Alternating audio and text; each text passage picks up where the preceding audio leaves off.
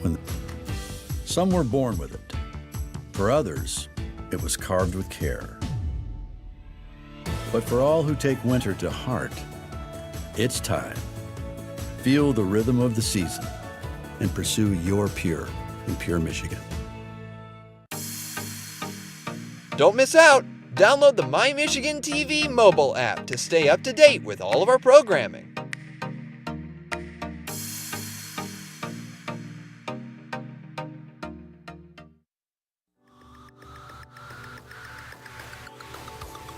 It's the Megacast, an hour-long TV and radio streaming show keeping you informed on the day-to-day news. Live from West Bloomfield, we're bringing you the news, updates, and information impacting communities around Michigan.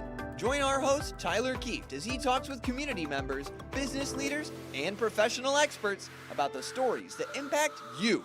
You're watching the Megacast on Civic Center TV.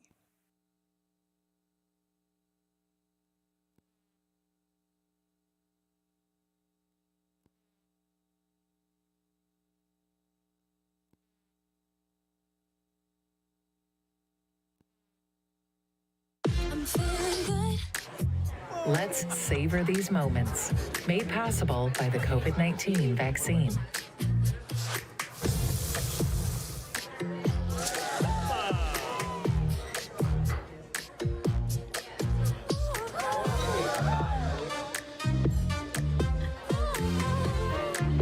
Keep the dining out going by keeping yourself protected and your COVID-19 vaccines up to date.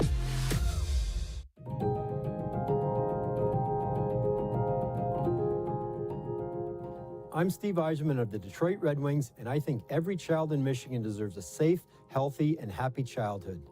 Can we build a state where Children Trust Michigan isn't just a name, but something our kids believe? Please support Children Trust Michigan as the voice for children and families by visiting the website to learn more.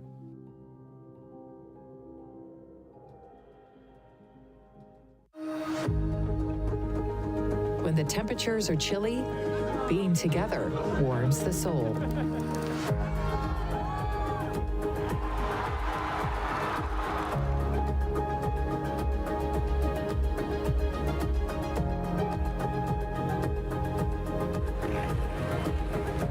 Keep the winter fun going. Help protect yourself and those around you by keeping your COVID-19 vaccines up to date. What's happening around you? Hear about state events, businesses, and from the people behind them on the Megacast, an hour-long TV, radio, and streaming show keeping you informed on the day-to-day news. Listen in on talks with volunteer groups, documentarians, and financial advisors, Monday to Friday with your host, Tyler Kieft. Catch the Megacast weekdays from 10 a.m. to 11 on Civic Center TV, 89.3 Lakes FM, and streaming on mymytv.com. There are many different kinds of noses. Our noses can sniff out all kinds of things. Good things and bad things. Your nose knows if those sniffles are just a cold, allergies, or COVID-19. So swab it. Test it. It's good to know. You're listening to your radio homes for the Megacast, 89.3 WBLD Orchard Lake and 88.1 WBFH Bloomfield Hills. Today's edition of the Megacast begins now.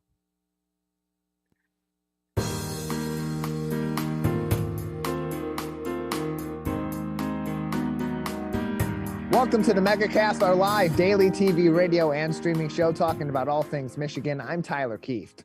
You can learn more about our program by visiting our website on civiccentertv.com/megacast and keep up to date with everything that we're doing here on the program each and every day, and find us in your local area.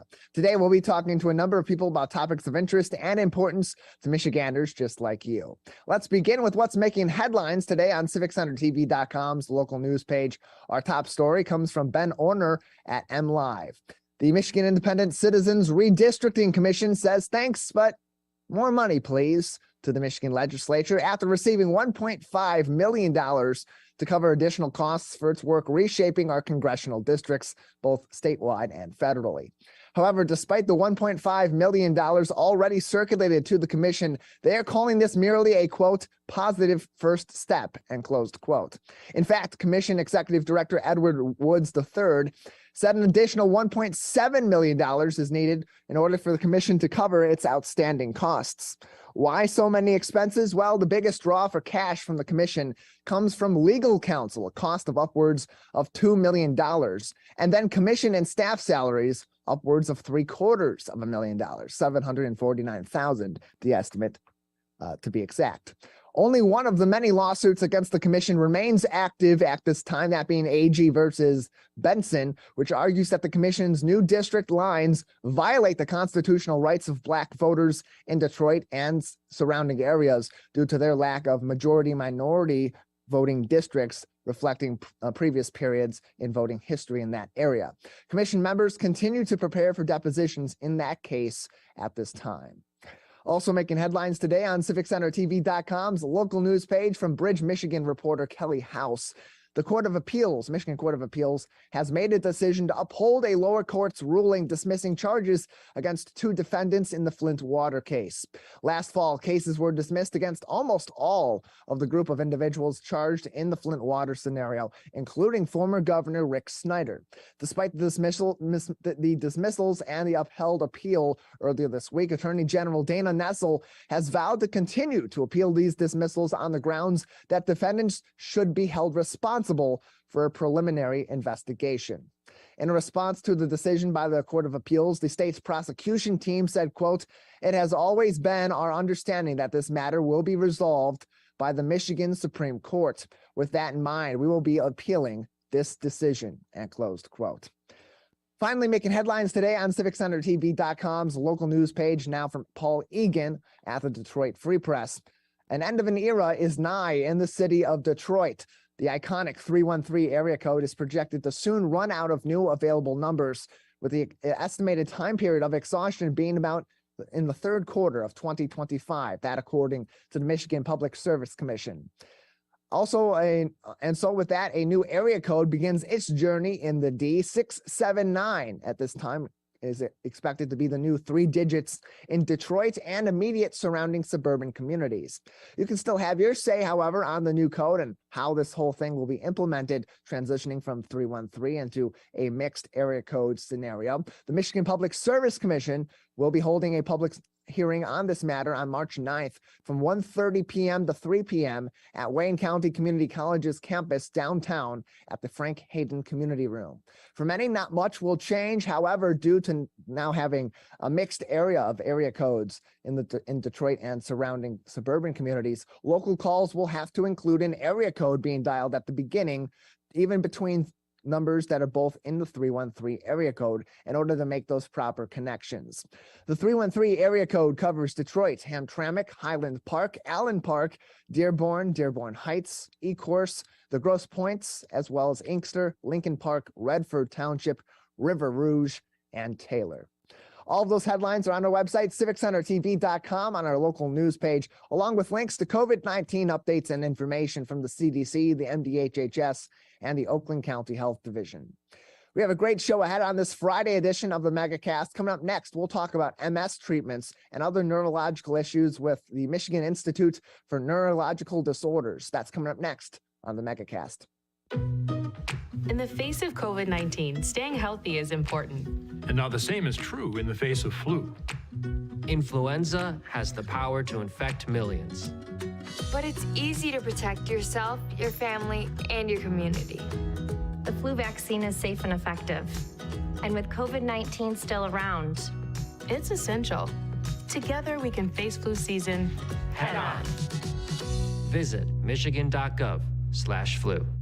Hey Laker fans, do you know a friend or neighbor that volunteers in Greater West Bloomfield? We would love to help you recognize them at the 51st Annual Michigan Week Awards. Countless members of the communities of Orchard Lake, Keego Harbor, Sylvan Lake, and West Bloomfield give their time and talent daily without regard for recognition. You can help recognize these individuals and organizations at our awards breakfast next year on May 12, 2023. Nominate your neighbor or organization starting January 28, 2023. Go to michiganweek.org for details. 1 in 4 Michigan homes has high levels of radon. a naturally occurring radioactive gas known to cause lung cancer.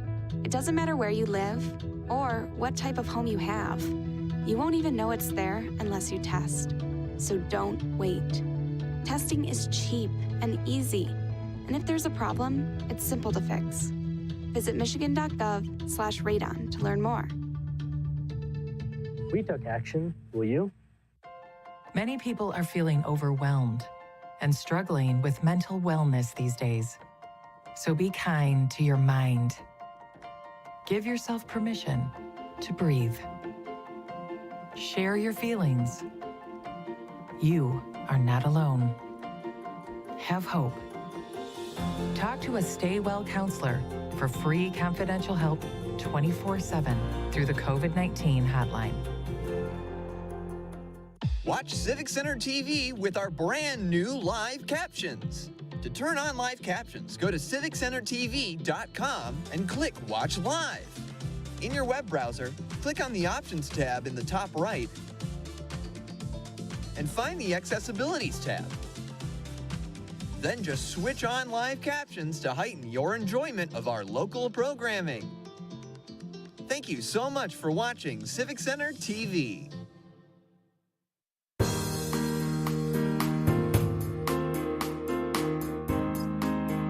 Welcome back to the Megacast, our live daily TV, radio, and streaming show talking about all things Michigan. I'm Tyler Kieft.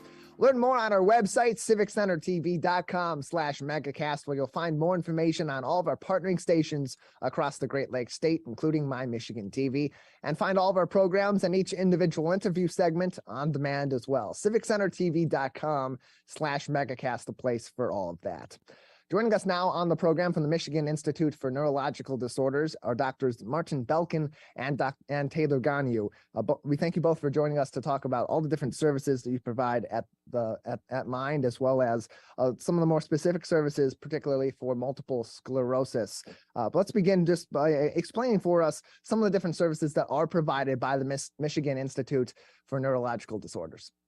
Yeah, so thanks for having us. So Mind, or Michigan Institute for Neurological Disorders, we're a large private neurology center, and really we offer everything neurology. So in our facilities, our offices, we treat everything from obviously multiple sclerosis, which we're going to talk a little more about today, but common disorders such as migraine, Parkinson's, Alzheimer's, follow-up through stroke patients, epilepsy, seizures, nerve and muscle disorders, amongst others. We have, a very large MS center, which we'll talk about. We have a large headache and facial pain center. We have a full movement disorder center. And so really we can offer everything related to any neurological disorder here and do all testing on site. So it's sort of a one-stop shop where people, if they need an MRI, if they need other electrodiagnostic testing, pain procedures. We have a full pain clinic. Everything can be done during essentially one visit. And what sort of, when was this founded? When, where are you located, in case people want to know more about just how long Mind has been working on these different issues and how they can get in contact with you? Yeah, so Mind was founded in 1969. So we've been around a long time. Grown substantially. We now have our main office is in Farmington Hills. However, we have satellite clinics currently in Roseville, Michigan, as well as Dearborn Heights, Michigan. And certainly the plan is to have some other locations in the near future. And there are a number of different neurological disorders and issues that are treated at Mind and that are being examined by the professionals in your organization, but you do quite an extensive amount of work in the realm of multiple sclerosis. Dr. Gonu, can you explain just some of the different work that goes into looking into MS and treating patients at your organization? Yeah, sure. Well, thanks for having me also. So we see a lot of MS patients here up on the second floor. We have our MS institutes. We have an infusion center. We have OCTs, which is the way to test patients' eyes with MS. And then we also have our MRI machines down in the basement, plus our clinic up here. So we see patients every day with multiple sclerosis. We diagnose them, we treat them, and we also are able to connect them with different resources in the community, such as the MS Society, Yoga Moves MS, and even more resources than just that. But we have a a lot of opportunity here for them to get comprehensive treatment. And beyond the treatment too, do you also conduct some research on MS? Because I know that's a big focus at Mind. Yeah, so we have a large clinical research program, and we focus, majority of our research currently is in the realm of multiple sclerosis. So yeah, we have been involved in clinical research trials for multiple sclerosis for well over 20 years now. We've been involved in most of the pivotal trials that have led to the approval of majority of our current approved therapies for multiple sclerosis. So we have a large, very active research program. And Dr. Ghani, you mentioned just a couple moments ago that you do have a great relationship with the National MS Society, National Multiple Sclerosis Society. In fact, Mind was recently recognized for its work in the realm of multiple sclerosis. Tell us about that recognition and what triggered that recognition from this national organization that's advocating for those with MS and also is on the front line supporting research efforts to find a cure. Yeah, so I can actually take that. So the MS Society does have a designation called where certain centers receive a designation for their comprehensive center for MS care. It's not an easy designation to get. You really truly have to prove that you can provide comprehensive care for a patient with MS. And so we were essentially awarded that designation a couple of years back, which really just solidified what we do here and that we can really provide full service care for patients with multiple sclerosis. Joining us on the program today are Doctors Martin Belkin and Taylor Ghani from the Michigan Institute for Neurological Disorders, otherwise known as Mind, as we talk more about their work in the realm of multiple sclerosis research and treatment. And I understand Mind has also now launched a fellowship program. Could you explain for us, A, what the fellowship program is, and B, why launch that at this time? So I'll start. So at Mind, we have been involved in medical education, for really since the Mind was founded again in 1969.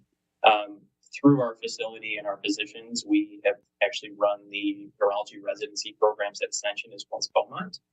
So we've been really actively involved in education of residents and training people or young physicians to become neurologists for many years. And so given that we have the largest multiple sclerosis center in the state and what we can provide for the treatment of multiple sclerosis, it was really just a logical progression of our ability to educate and resident and now fellow education. And so we, at that point, really just thought it was the time to launch an MS fellowship program where we can train those who are interested to become essentially MS specialists. There's still a great need for neurologists who specialize just in MS and really understand everything about multiple sclerosis. It's become much more complicated, the number of therapies we have, the risks associated with therapies, how do you decide what therapy is right for a patient. It requires so much time and education that we thought that training more, offering this training program so we can provide more MS specialists locally to the MS patients was just the right thing to do. Dr. Ghani, I understand too that you are the first fellow in this fellowship program through Mind. What got you interested first in your practice on multiple sclerosis specifically? Yeah, I think that, I was always interested in immunology in undergrad, and then I started residency, and I was really interested in the research regarding MS. I think that 20 years ago, there were unfortunately, as they were in residency, there are so many treatment options and so much exciting to come. And I think it excited me about not just learning about that for patients and really improve patients that have MS. So I wanted to share all the knowledge that I had.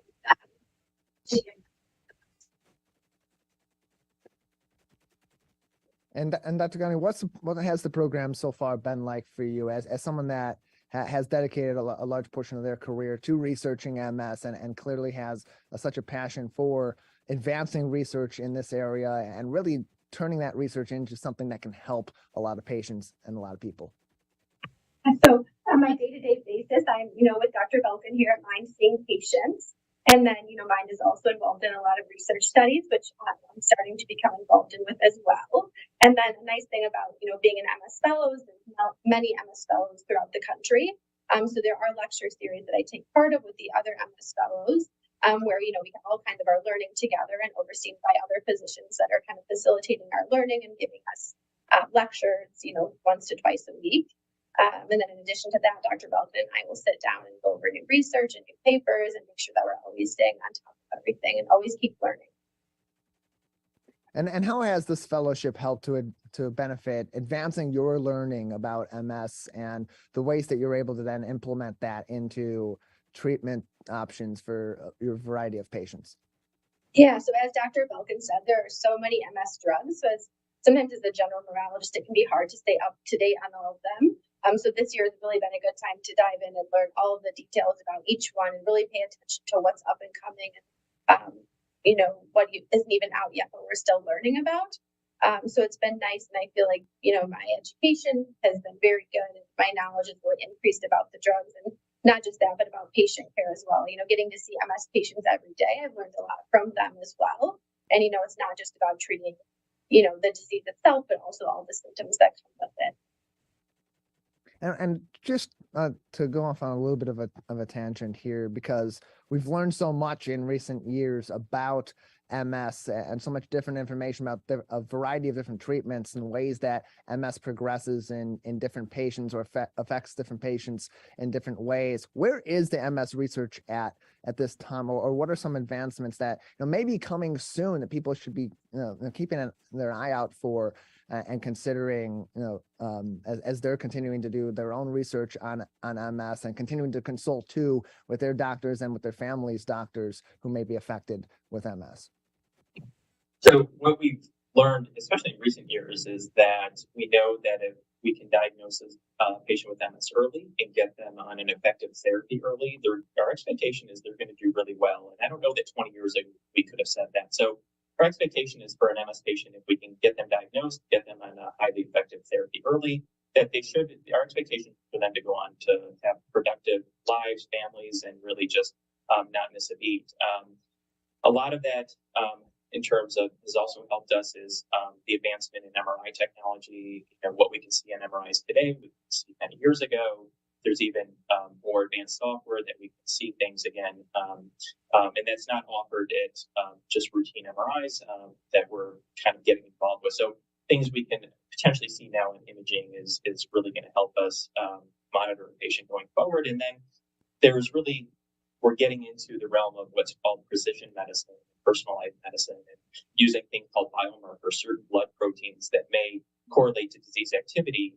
And we are working with a relatively new company called Octave, who's developed this MS disease activity score. And we really started implementing that in our practice. And it's really kind of changed kind of how we view patients and really can kind of see it's another tool to see really how they're doing and how they're responding to their treatment.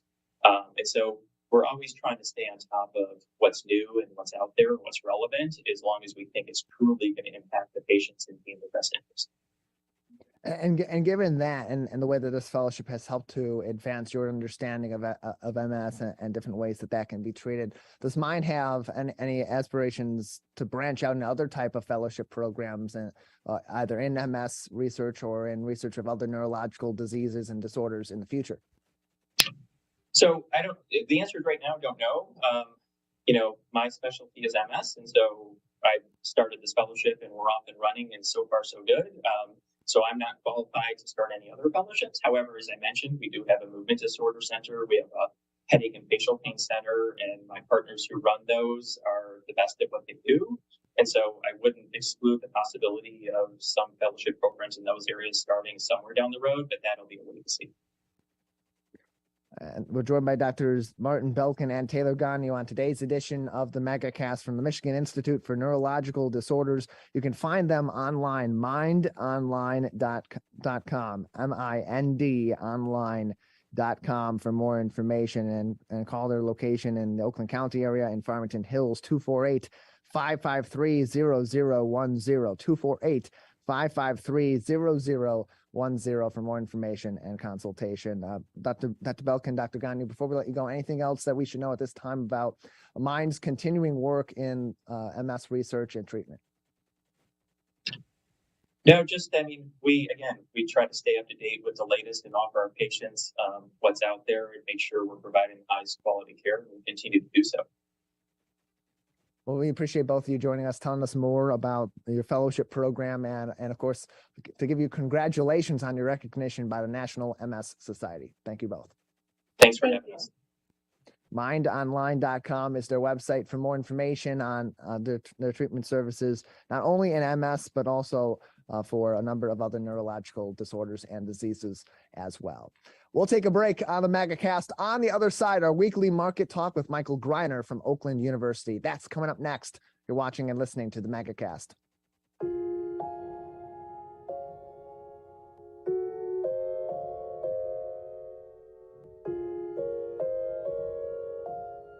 When you have a gambling problem, you have a money problem.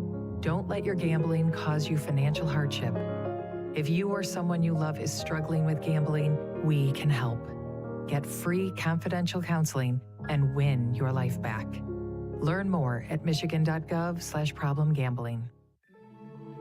The heart of winter. It beats inside you. It's that thing urging you outside when the forecast calls for snow. Some were born with it.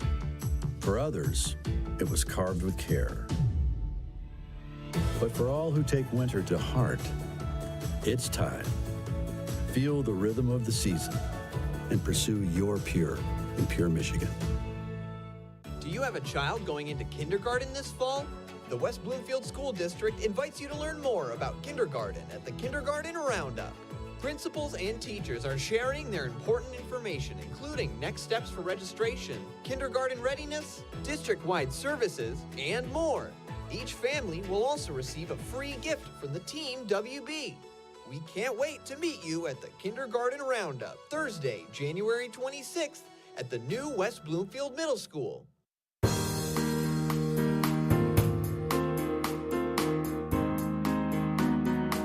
Welcome back to the MegaCast, our live daily TV, radio, and streaming show talking about all things Michigan. I'm Tyler Kieft.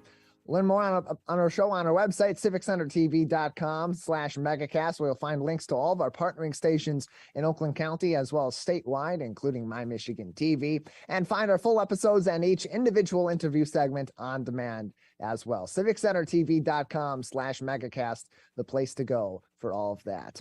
Joining us now for our weekly market talk from Oakland University is Assistant Professor of Management in their School of Business Administration, Michael Greiner, with us once again on the program today. Michael, thanks for being with us. Great to be back, Tyler. Lots to talk about this week. Yeah, plenty to go into, and a big topic of conversation is one of the world's great economic powers having its own issues across the sea, and that is China. A bit of economic issues on that side for a number of different reasons, from their zero COVID policies going back and forth in and out of implementation, as well as population issues. What is going on in China, and just what kind of trouble is that economy in? Well, we have talked about this on the show before, but really we got last week two big announcements. I think it was on Tuesday.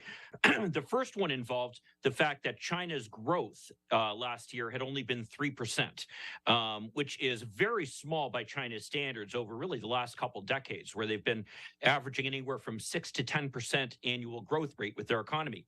So 3% is actually very low. What's more is they also announced that for the first time since the 1970s, when, of course, China was going through its cultural revolution and having all kinds of terrible problems with a Maoist regime, since then, China's population actually declined.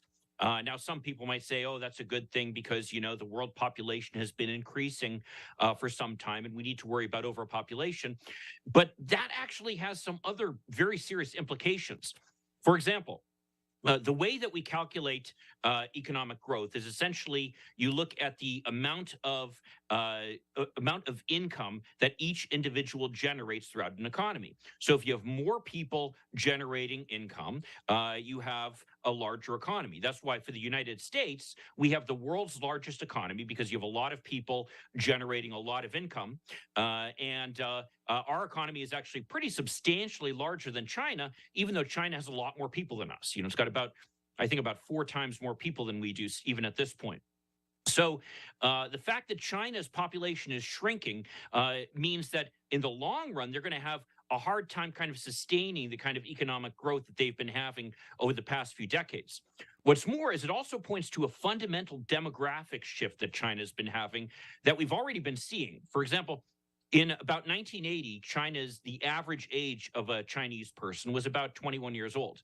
Now it's almost 40 years old. And what that means is China's population is getting older.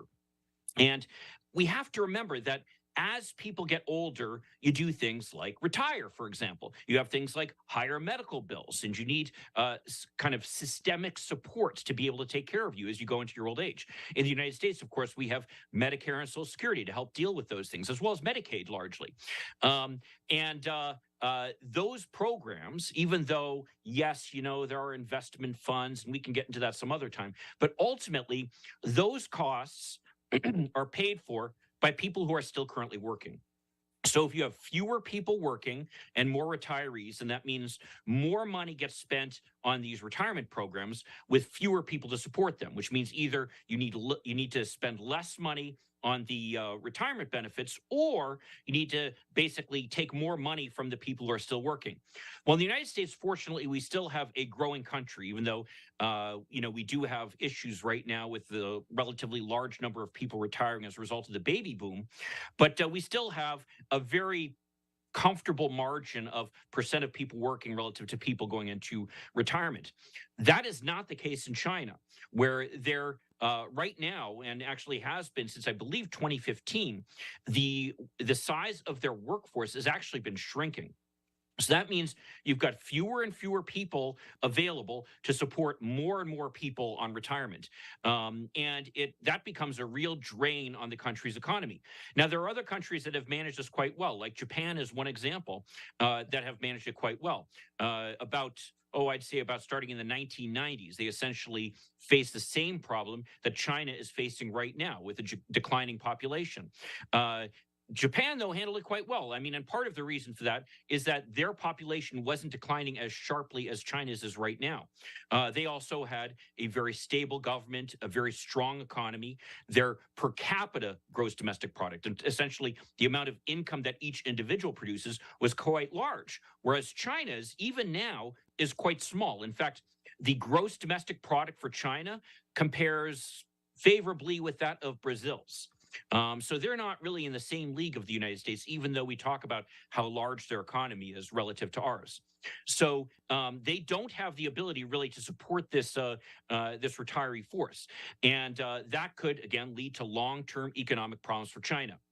That's on top of the fact that China has had some other fundamental economic problems, which we've talked about before. One is as a result of the COVID lockdowns, and then them getting rid of the COVID lockdowns, that at first their economy was held in check because many people weren't able to work because of the COVID lockdowns. Now their economy is being held in check because many people are sick with COVID, because they didn't do as good a job vaccinating people as we did here in the United States. They also have serious problems with pollution, where they haven't done as good a job managing the pollution as we have here in the United States. And that's really saying something. As a result of that, some of their cities are darn near unlivable at this point. They also had the one-child policy, which basically means that you've got a substantially larger number right now of young men in China than you do of young women, because Chinese families prioritize baby boys. And so what they do is they'd find out, we have a girl who's coming, and they'd abort that child. So as a result, you've got many more men than women right now, leading to this huge group of people who basically can't start families.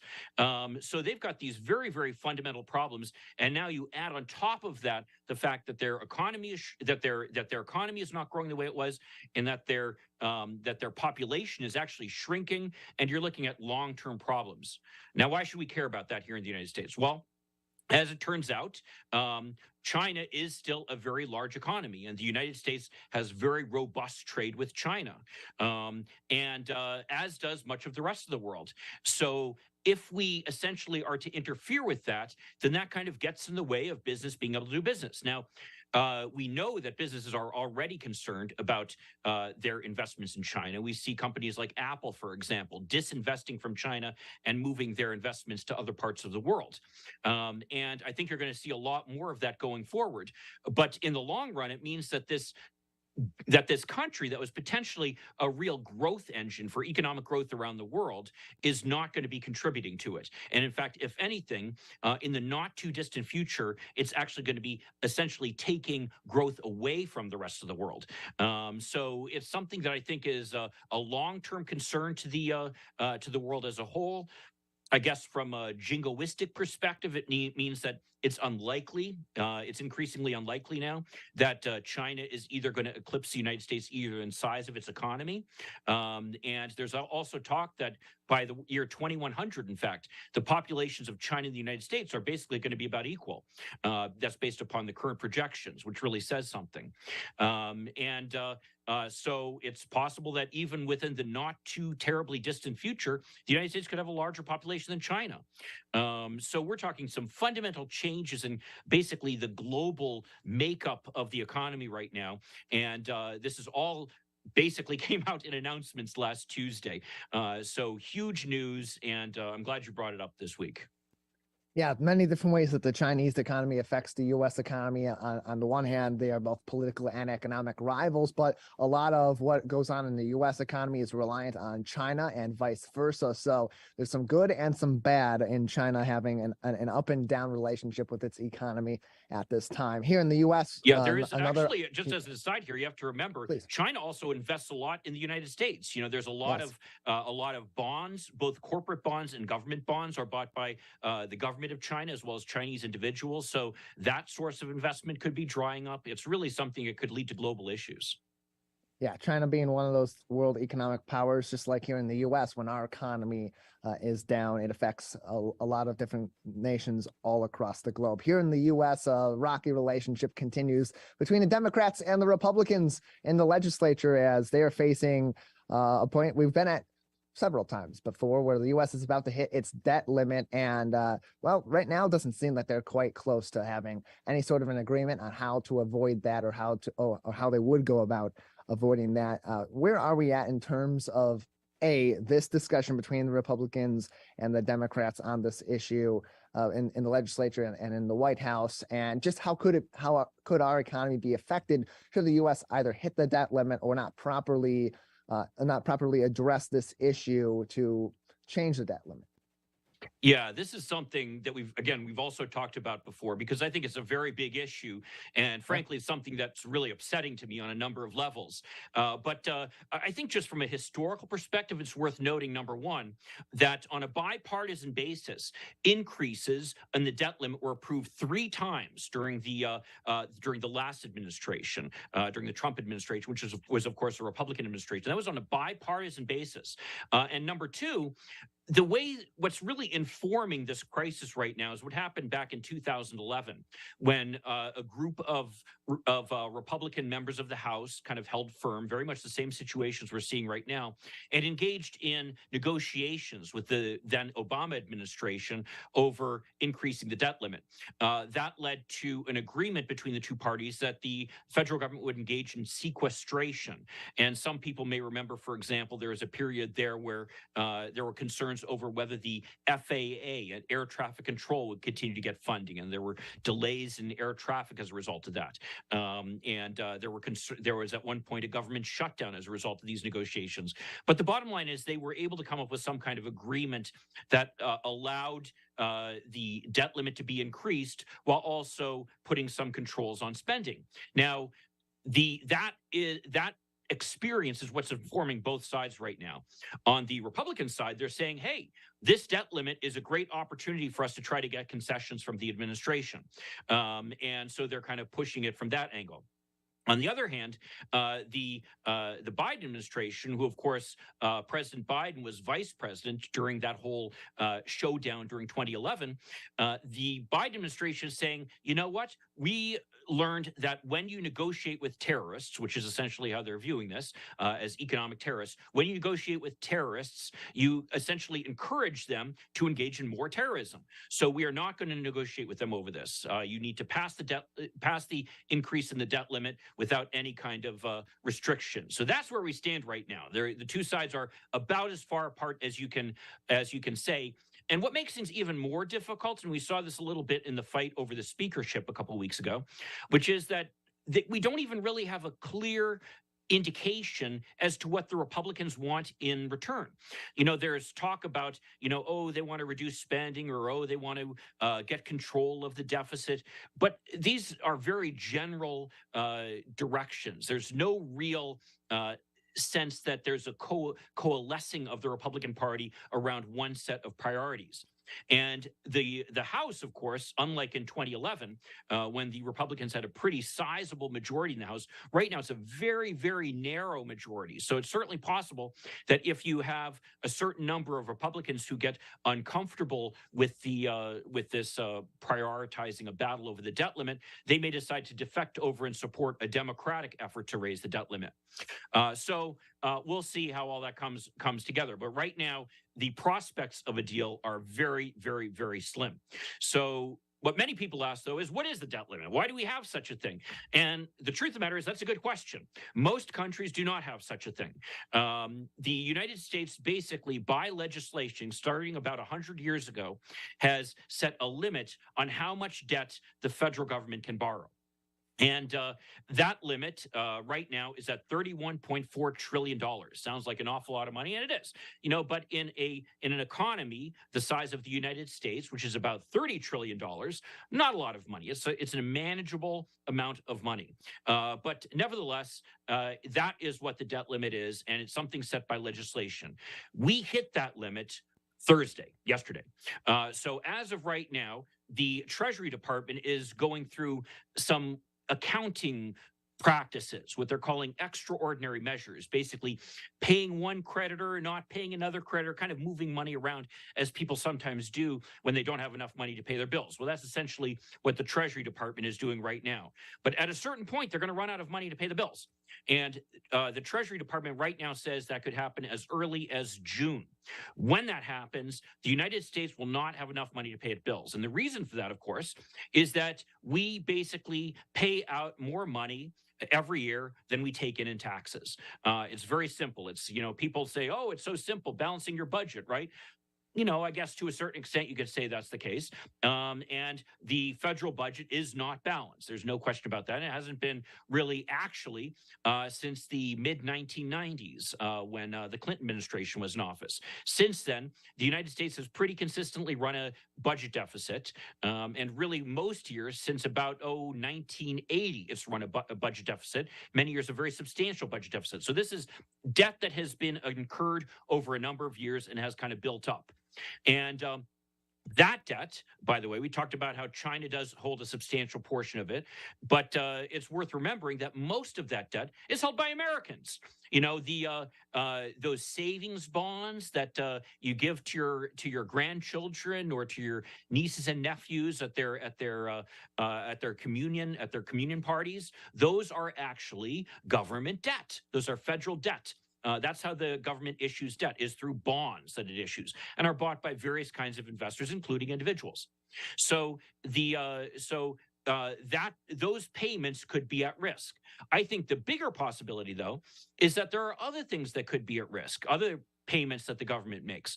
So again, people will say, well, it's good. The government shouldn't spend as much money as it does on things. The problem is most of government spending falls into a couple things: defense, insurance and entitlements, so basically Social Security, Medicare, Medicaid, which, as we established in our last discussion, is mostly paid out to seniors. And lastly, basically interest on the debt. So you take those three things, and that's about 80% of federal spending. You have to go way down the list of things that the federal government spends money on before you hit anything that doesn't fall into one of those three categories. So there are limits as to what the federal government is going to do. So you have to ask yourself, what would you like of those things the government not to pay some of?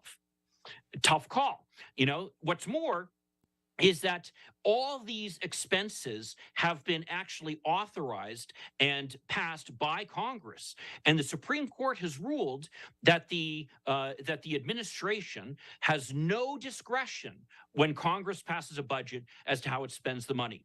So the administration literally is forced to spend the money the way Congress passes the budget, and then later on we get to this debt issue, and basically Congress is now saying, "Oh no, we don't want to pay the bills that we've already incurred." I mean, this is tantamount to basically writing a check to somebody you owe money to, and then calling up your bank and saying, "Wait a minute, I don't want you to pay that check." Well, obviously, the person who wrote that check is going to be very upset about that, number one. Number two, the person who wrote that check is going to be very loath to accept your checks in the future.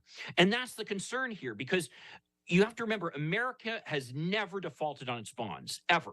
We have always paid our bills. And as a result, when you say something is backed by the full faith and credit of the United States, that means something.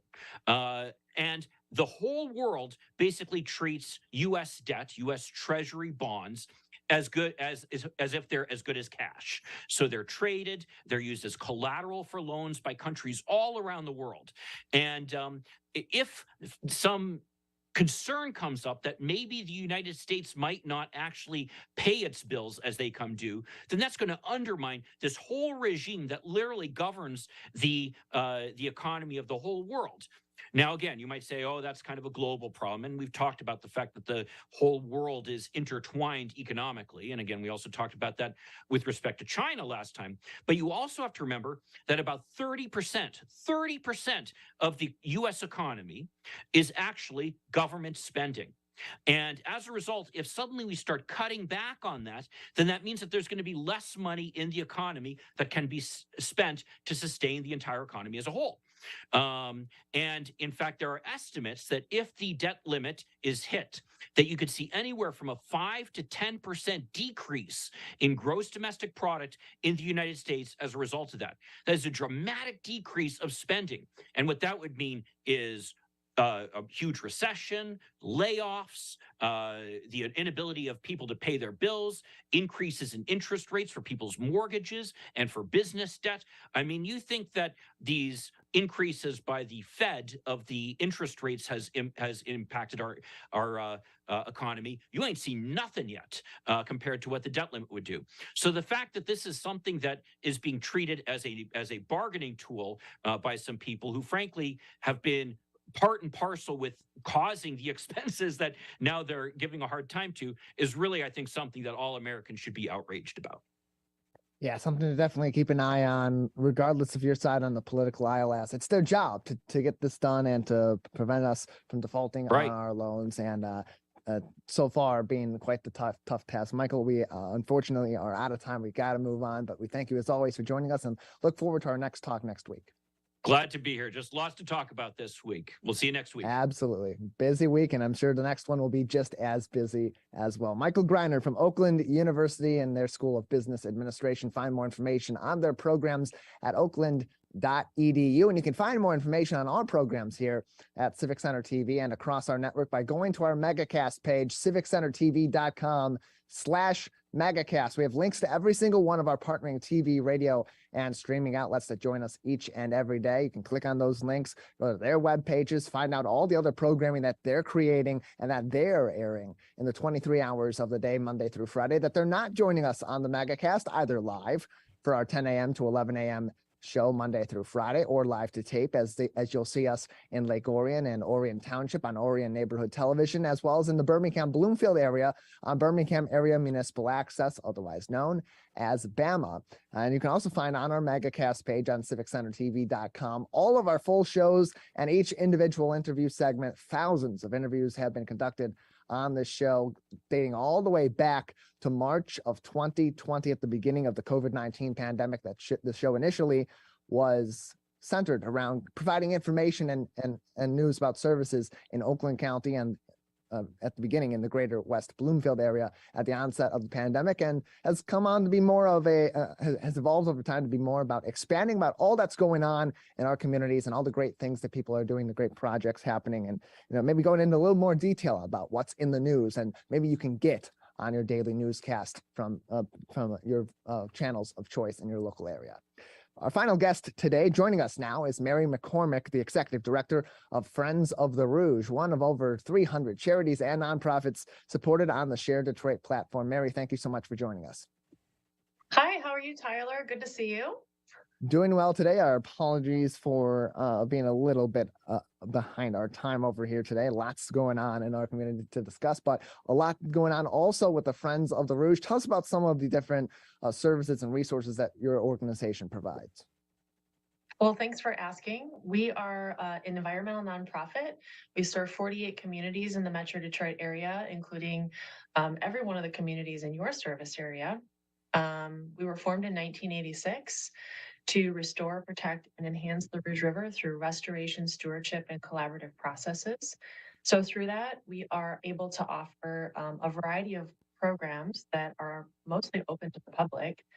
We focus in 4 main areas: restoration, education, access to green spaces and trails, as well as biological monitoring. Many of you probably know us through our signature event called Rouge Rescue. But we offer dozens and dozens of other ways that the community can get involved in helping to protect, restore, and beautify their neighborhood river. You can get involved at therouge.org, therouge.org, or call them 734-927-4900. You can also visit them on Share Detroit's website on sharedetroit.org. And Mary, speaking about Share Detroit, they gave out a number of different grants and funding from their Giving Tuesday funds to a number of different charities in our local area, including Friends of the Rouge. What are the plans from Friends of the Rouge to use some of that funding to go towards? Because these restoration efforts, these education efforts, they're not cheap, and sometimes the generous donations of the public, as great as they cover a lot of these efforts, sometimes that extra mile has to come from some outside help as well. Well, thanks for asking, Tyler. And you're right. There's so many different things that the money could go towards. But the gift from Share Detroit really helped provide about 600 new, beautiful Michigan native plants and trees in a local Rouge River rain garden. And this rain garden helped reduce pollution. It reduced neighborhood flooding, created a beautiful space for community members, and provided habitat for local pollinators like butterflies and songbirds. And it's just a giant lift for clean water in our neighborhood, in our community, and a more vibrant Detroit. So thank you, Share Detroit, for this incredible gift. And we're fortunate in our local area that the pollution and the other damage to our environmental areas and our watershed, such as the Rouge, are not quite as extensive as they are maybe in some other major metropolitan areas across the U.S. and certainly around the world. But that being said, there are still plenty of issues that are facing these watersheds and facing these environmental areas. And so what are some, and being that you do a lot of this restoration work within your organization, tell us about some of the current restoration projects that are either ongoing or are being proposed and worked on maybe for the future. Well, we have so many. I could be here all day with you, Tyler, to talk about them, but I will share a couple of really cool highlights. One in particular is called Lanita's Pocket Park. It's located in the city of Detroit, and it's a really beautiful park that was thought of by a local resident who wanted to honor a family member who was a prominent community figure. It's called Lanita's Pocket Park in memory of. And this garden incorporates the spirit of this person who was lost. She really loved Prince. And so the garden has a huge Prince symbol that's the walking path in the center of the garden, completely surrounded by native pollinators that attract butterflies and beneficial insects, songbirds. And then adjacent to that is a massive rain garden, which will remove all of the stormwater off of this street that has been systemically flooded over and over, making it very difficult for residents to get to their homes or be provided safe services. So that's one really awesome garden that's happening in Detroit. We're also been partnering with Henry Ford Health Systems to develop rain gardens at their new headquarters, or well, not headquarters, but one of their new locations in the city of Plymouth Township. We hope to do more of those with Henry Ford Health Systems. We were able to just cut the ribbon on that last fall. And another really interesting restoration project we've been partnering with the Wayne County and the Alliance of Rouge Communities is a massive tree planting project. We had about 8,000 trees planted last year, and we'll have several thousand planted this spring. For a total of 13,600 trees being planted in the cities of Inkster, Wayne, and Westland along the Lower Rouge corridor. So a really important way to help restore the floodplain and increase tree canopy cover. So lots of really cool projects, many more. If you are interested, you're always welcome to join our board meetings. We have annual meetings and we have lots of information on our website. So you can learn more about all the interesting projects we've been doing. We're joined by Marie McCormick on today's edition of the Megacast, the Executive Director of the Friends of the Rouge. More information can be found on their services, their events, and more on therouge.org or on shareddetroit.org as well. And Marie, as great as these restoration efforts are and as effective as they are, often the best restoration is no need for restoration at all. And the best way to go about that is education. There's a number of different education initiatives through the Friends of the Rouge. Can you tell us about some of those and how people can access these educational bits of information to help themselves help their community? Thanks for asking, Tyler. Yeah, we have many educational opportunities for folks. That's sort of at the heart and the thread that weaves all of our programs together is, of course, education. Our hope is that in developing knowledgeable residents in the watershed, we develop people's love for their neighborhood river. And in turn, then they protect that river. Some of the education initiatives we have available for free is our Rain Gardens 101. You can broadcast that for free on your computer live. We have many different webinars and trainings available on our website or through our YouTube channel. If you want to come in person, in the spring, summer, and fall, we do dry dock pop-ups along the Lower Rouge where you can learn about some of our trail initiatives. We also offer, in partnership with a variety of our different Watershed Council partners and Washtenaw County, a Master Rain Gardener course. It's both available online and in person. We have one coming up. It'll be Thursdays in February and March, and that will teach you how to design, select plants, put together a percolation test, calculate the total runoff area, and build your very own rain garden. So that's just one of many different educational opportunities we offer at the organization. And like I mentioned, a lot of that education is kind of woven through all the work that we do. Marie, about 1 minute left with you. Tell us more about, just give some brief information about how people can support the Friends of the Rouge and all these efforts. Well, of course, we love to have volunteers for tree plantings, native garden plantings, maintenance. We do bug hunts, including our stonefly search, which is tomorrow. We'll have a bug hunt in the spring as well, which we'd love to have you participate in. And we have a frog and toad training workshop coming up in February, and you can learn how to listen for frogs and toads to help your watershed. And of course, donations are an incredible way to make a difference in your watershed. That unrestricted funding gives us the flexibility to find new ways to bring programs and develop stewardship and restoration efforts to benefit your neighborhood river and your community. Marie, thank you so much for joining us and telling us more about the Friends of the Rouge. Thank you so much, Tyler. Have a beautiful day. Bye-bye. You as well. Therouge.org is their website for more information. You can also find them on Shared Detroit's website on shareddetroit.org. That does it for this week's editions of the Megacast. We thank you for joining us, as well as all of our guests on this week's programs. We're back to regular schedule next week, 5 days a week, Monday through Friday. My Michigan TV is streaming everywhere on Apple TV, Roku, Fire TV, and more smart TV apps. My Michigan TV is on your phone, too. Take us with you wherever you